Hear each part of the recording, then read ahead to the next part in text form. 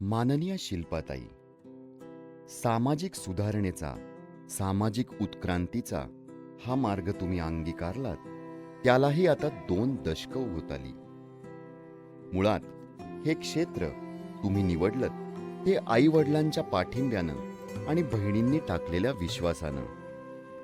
कारागृह, बाल सुधारगृह, हॉस्पिटल्स, महिला गृह, मनोरुग्णालय, वृद्धाश्रम, झोपडपट्ट्या, लाल बत्ती वस्ती अशा ठिकाणी कामं करताना विषयांच्या व्यापकतेबरोबरच समस्यांच्या सखोलतेची आपणास जाणही उत्पन्न झाली.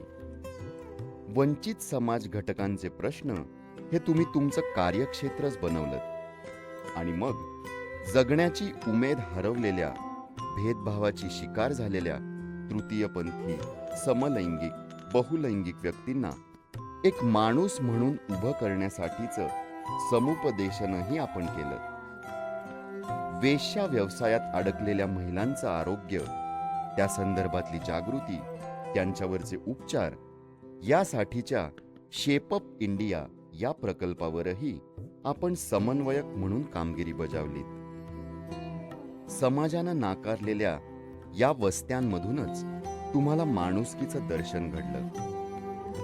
मुस्लिम महिलांचे हक्क, त्यांचे तलाकचे प्रश्न हाताळतानाच तुम्ही एकल महिलांच्या समस्यांनाही भिडलात. आम्हा सर्वांना आपला अभिमान वाटतो तो आपल्या या आव्हानं पेलण्याच्या वृत्तीचाच. मेहता मित्रमंडळाचा कैलासवासी पुष्पलता मेहता पुरस्कार त्या तुमच्या वृत्तीलाच मानवंदना देण्यासाठी.